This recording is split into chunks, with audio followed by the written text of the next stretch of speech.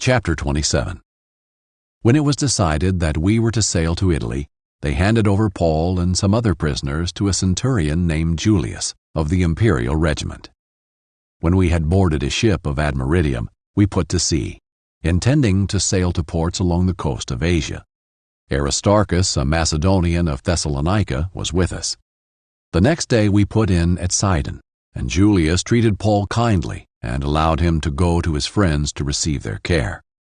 When we had put out to sea from there, we sailed along the northern coast of Cyprus, because the winds were against us.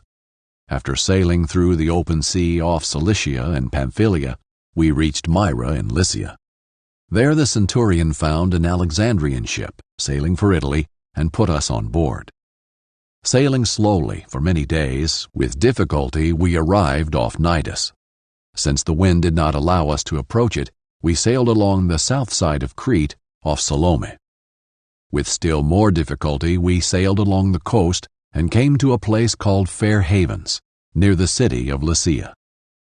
By now much time had passed, and the voyage was already dangerous. Since the Day of Atonement was already over, Paul gave his advice and told them, "Men, I can see that this voyage is headed toward disaster and heavy loss, not only of the cargo and the ship, but also of our lives." But the centurion paid attention to the captain and the owner of the ship, rather than to what Paul said. Since the harbor was unsuitable to winter in, the majority decided to set sail from there, hoping somehow to reach Phoenix, a harbor on Crete, facing the southwest and northwest, and to winter there. When a gentle south wind sprang up, they thought they had achieved their purpose. They weighed anchor and sailed along the shore of Crete. But before long, a fierce wind, called the northeaster, rushed down from the island.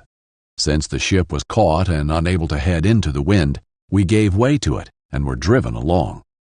After running under the shelter of a little island called Cauda, we were barely able to get control of the skiff. After hoisting it up, they used ropes and tackle and girded the ship. Fearing they would run aground on the Syrtis, they lowered the drift anchor, and in this way they were driven along. Because we were being severely battered by the storm, they began to jettison the cargo the next day. On the third day they threw the ship's tackle overboard with their own hands.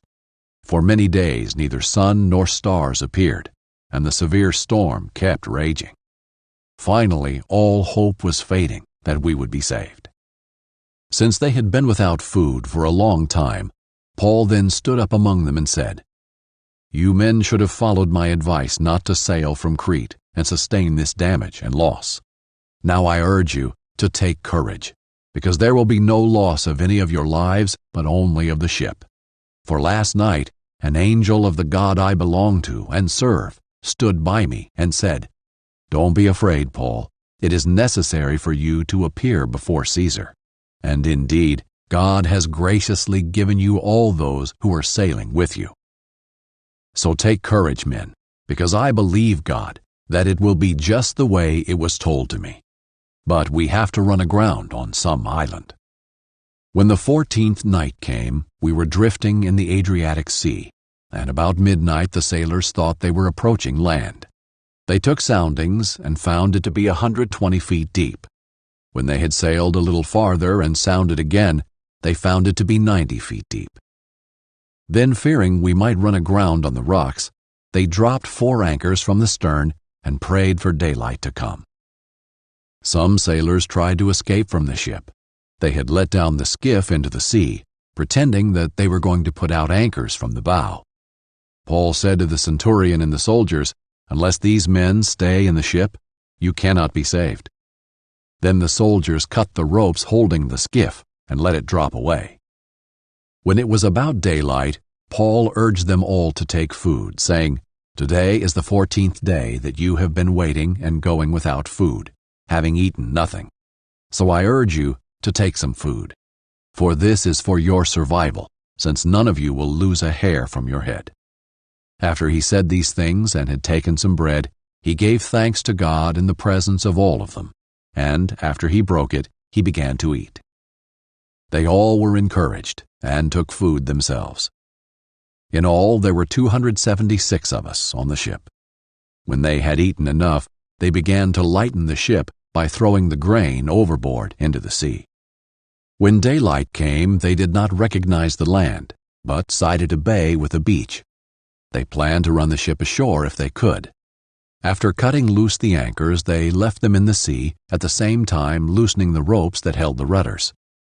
Then they hoisted the foresail to the wind and headed for the beach.